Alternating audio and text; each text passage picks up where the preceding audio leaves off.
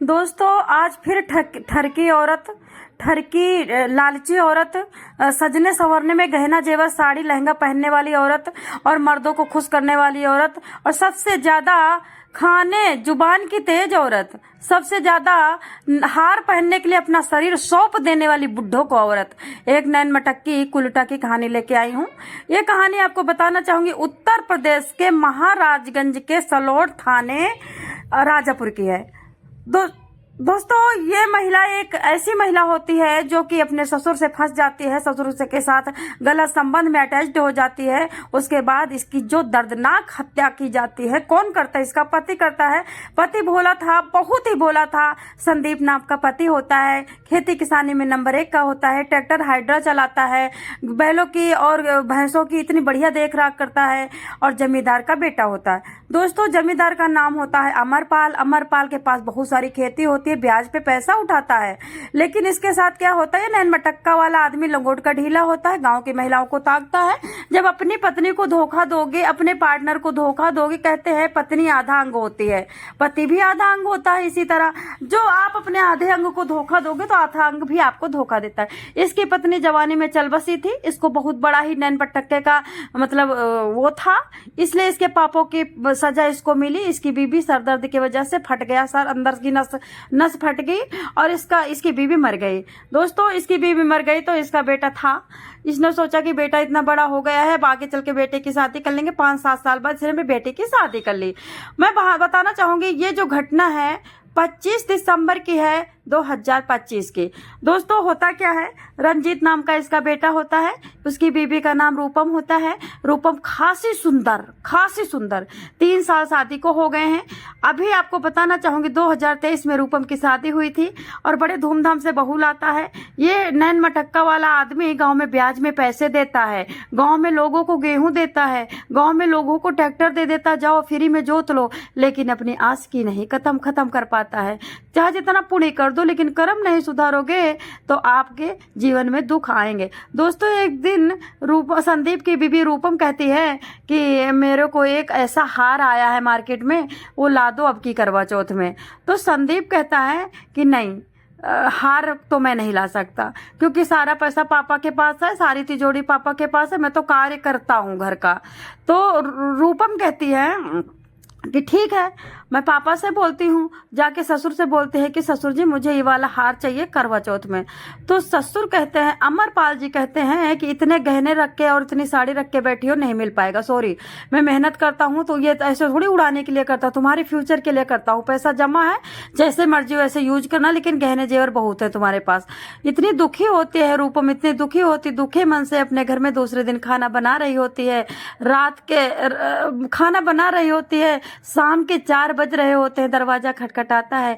एक पड़ोस की औरत सुनीता आती है। सुनीता कहती है कि मुखिया जी, प्रधान जी, मुझे मात्र 20,000 रुपया चाहिए, ब्याज पे दे दीजिए, क्योंकि मेरे बेटे को फीस कई महीने से नहीं भरा है और वो विधवा स्त्री होती है, उसका पति मर चुका होता है एक्सीडेंट में। दोस्तों इस तरह से विधवा स्त्री को वो अमरपाल नाम का बुढ़ऊ ठरकी आदमी पहली बार देखा था, पहली बार बात किया था, ज्यादा पड़ोस में ध्यान नहीं देता था, थोड़ी दूर पे ठरक करता था, गांव से खेतों में ज्यादा ठरक करता था, पड़ोस की बीवियों को, पड़ोस की औरतों को कम लाइन मारता था, इज्जतदार था।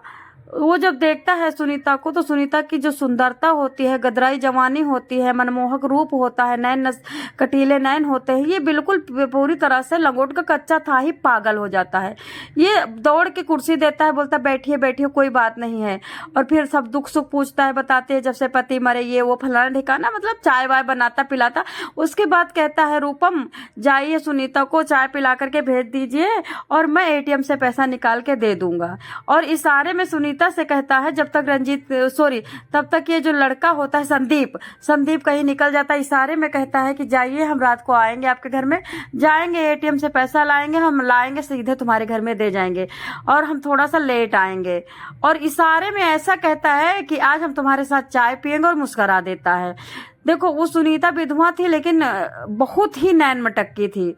उसने कहा, मुस्करा के बोले कि ठीक है आइए, आपके लिए पूरा घर पड़ा है, आपका घर, आप ही का तो घर है सर, आइए साहब मुखिया जी। इतना कह करके ये क्या करता है, बैठ जाता है, शराब पीता है, शराब पी करके बाइक निकालता है, बाइक से निकाल करके बहू को बोलता है कि आज मेरा इंतजार मत करना, आज मैं ट्यूबवेल पे, यानी जो खेत है, खेत में ट्यूबवेल है, ट्यूबवेल के ऊपर कोठरी बनी है, कोठरी में सोऊंगा। आज मेरे दोस्त है, मैं वहीं पे थोड़ा सा समोसा वमोसा खा लूंगा और दारू पीऊंगा, आज मैं नहीं आऊंगा। लेकिन रूपम जो होती है वो ठरकी औरत होती है। ठरकी औरत समझ जाती है कि किस तरह से मेरा ससुर इस सुनीता नाम की विधवा औरत का दीवाना हो चुका। एक नजर में पहचान गई थी रूपम कि सुनीता दीवानी हो गई है और हमारे ससुर भी दीवाने हो गए हैं।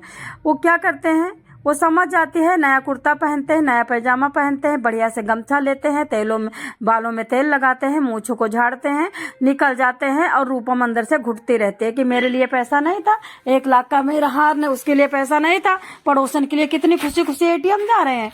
अब ये निकल जाते हैं। निकल करके जो रूपम होती है ये पीछे लगी होती है, छत पे चढ़ के देखती है तो पीछे के दरवाजे से सुनीता के घर घुसते हैं।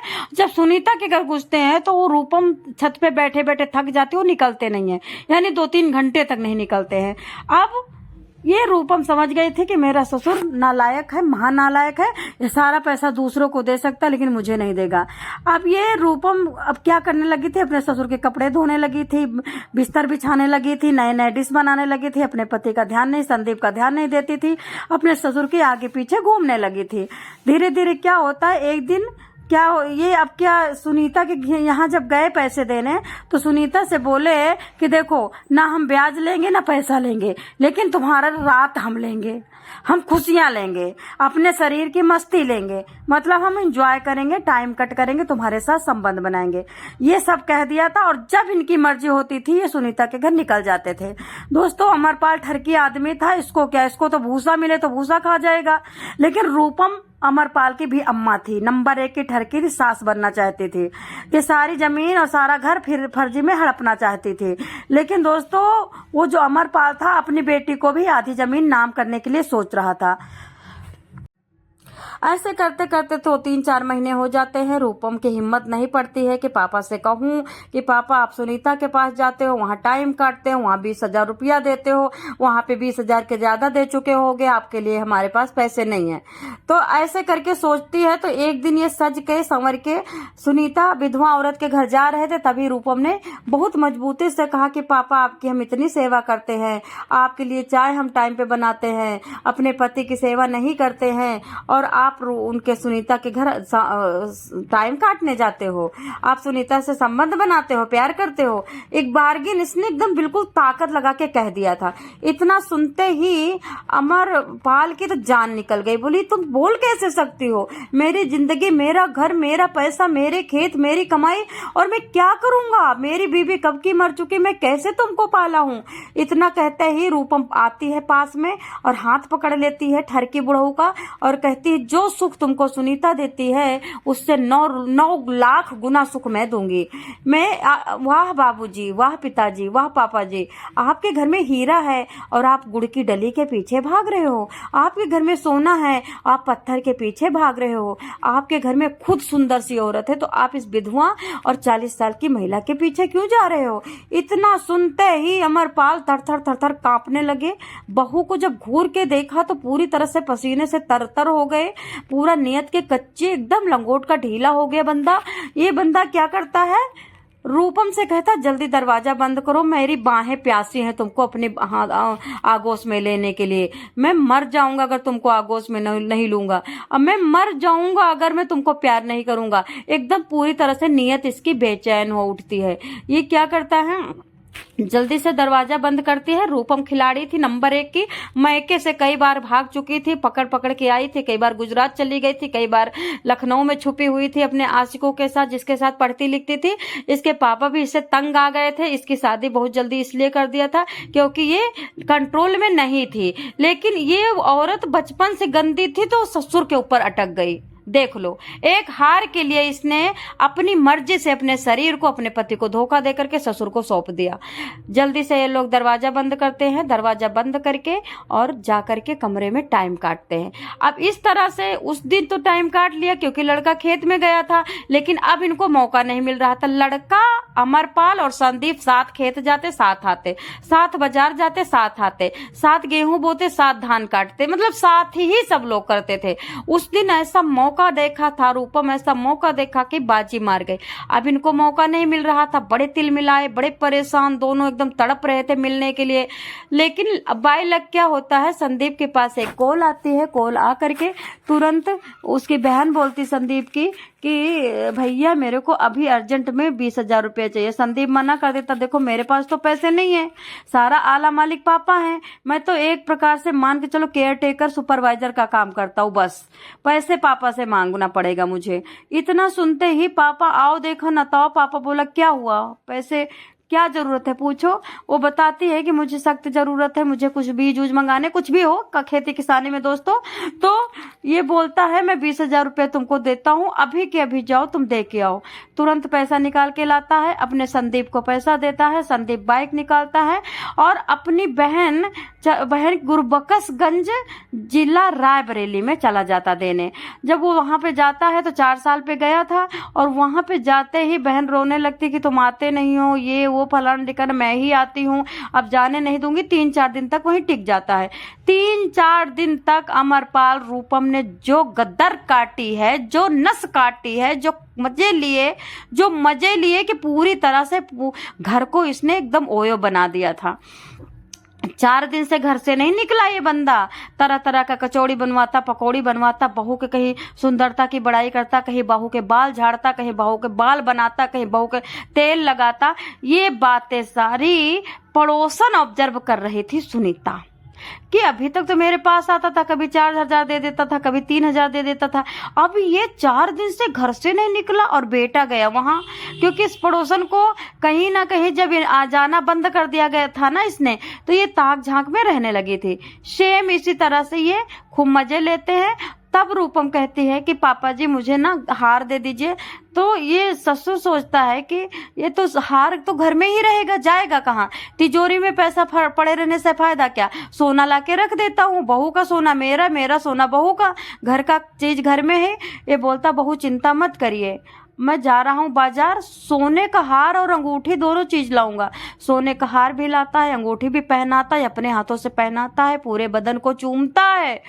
दोस्तों इस तरह से सुनीता छुप छुप के सब कुछ नजरबंद करती है, कहीं ना कहीं आस लगाती है कि कहीं ना कहीं कुछ अच्छा, मतलब देखो क्या कहते कि मेरे साथ होगा। लेकिन ससुर टसकने का नाम नहीं ले रहा, सुनीता को ताक नहीं रहा।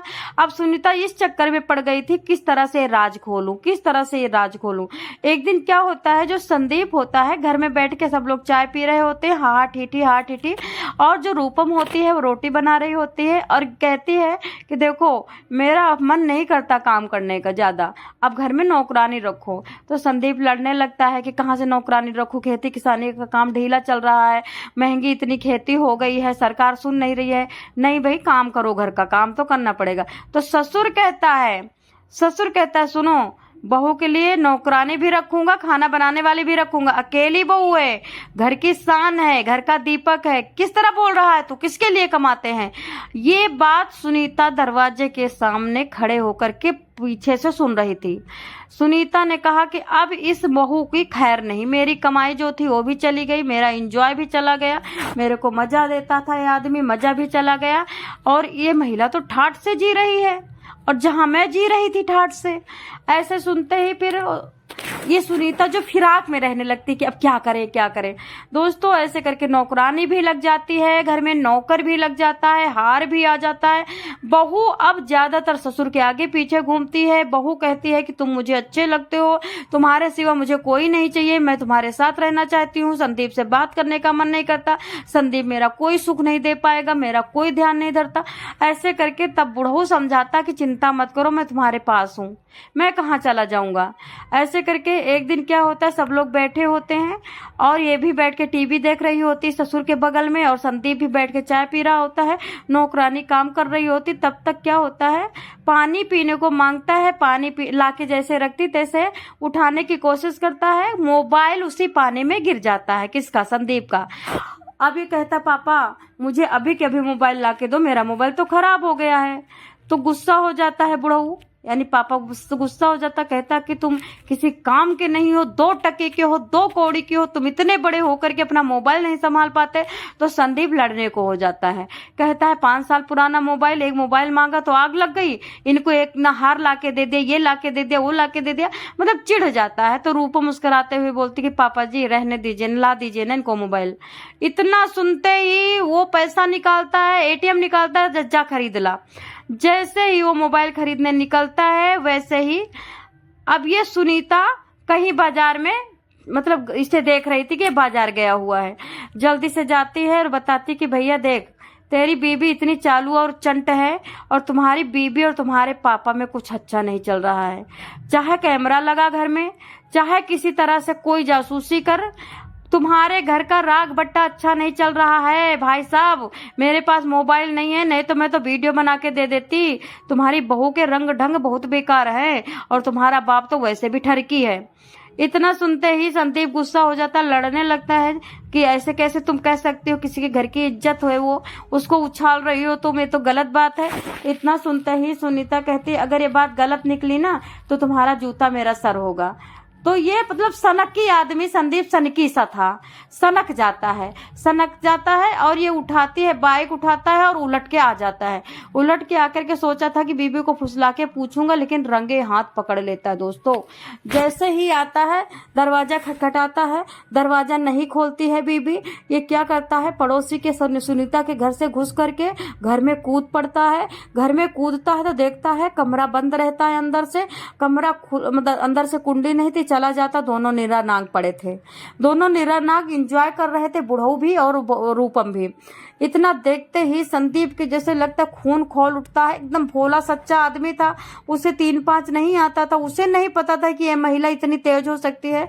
अब संदीप क्या करता है, बाप को खींचता है कॉलर पकड़ करके और पटक देता है। बाप वहीं पे इसके कान के पीछे जो नस है वो दब जाती है, वहीं पे बेहोश हो जाता है। और उसके बाद फिर दोबारा से लात मारता है।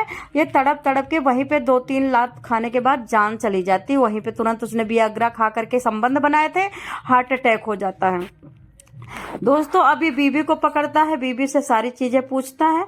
तब बीबी सारा राज बताती है कि मैंने हार लेने के चक्कर में पापा को फंसाया था। पापा सुनीता से फंसे थे, सुनीता के घर में जाते थे, डेली पैसा देते थे, कभी आलू देते थे, कभी गेहूं। मेरे को अच्छा नहीं लगता था कि दूसरे के घर में पैसा जा रहा है, तो मैंने फंसाया था।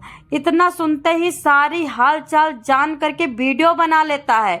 वीडियो बना करके रिकॉर्डिंग करके मोबाइल में रख लेता है। उसके बाद घर में पड़ा था बांका, जो आम काटने वाला पहसुल, उससे उठा करके पहले प्राइवेट पार्ट में 3-4 खंजर मारता है। उसके बाद गला धड़ से उतार लेता, आधा गला कट जाता, वहीं पे पड़ी होती है। पूरे गांव के लोग चिल्लाहट में दौड़ पड़ते हैं, छत से कूद के गांव के लोग बचाते हैं, बचा के कोशिश करते हैं। लेकिन फिर सब लोग कहते हैं ये केस देखो, अब मत ले जाओ हॉस्पिटल, मत ले जाओ, ये केस तो बन चुका है, बहुत बड़ा मर्डर केस है ये, और इसको तुम मत हाथ लगाओ। पुलिस को फोन किया जाता है, पुलिस सारी बात जानती है तो पुलिस भी शॉक्ड हो जाती है। इतनी सुंदर बीवी, इतना सुंदर पति, लेकिन बूढ़ों पे जान देने वाली कुलटाएं घर को किस तरह से कच्चा चबा कर आपने अग्नि की ज्वाला में फूंक चुकी है। इतना सुनते ही क्या कहती है पुलिस कि ठीक है हम चलते हैं। लाश एम्बुलेंस में लदती है, पोस्टमार्टम के लिए जाती है। तब तक अगर शुरू में ले जाते तो बीबी बच जाती, लेकिन दोस्तों इन गांव वालों ने नहीं ले जाकर पुलिस को फोन किया। तब तक 1-1.5 घंटे हो गए, वो मर चुकी थी। इस तरह से इस कुलटा औरत की अंतिम कहानी होती है। अब देखना है कि पुलिस ने कहा ठीक है, इस तरह की औरत अगर होगी तो गुस्सा तो सभी को आएगा कि अगर कोई इंसान बाहर कुछ करता है तो चलता है, लेकिन घर में करता तो नहीं चलता। इतना सुनते ही पुलिस बोलती कि हम तुम्हें कम से कम सजा दिलाने की कोशिश करेंगे, चलिए पकड़ के इनको भी लेके जाते हैं। दोस्तों इस उल्टा औरत के बारे में आपको क्या कहना? जय श्री कृष्ण, हर हर महादेव।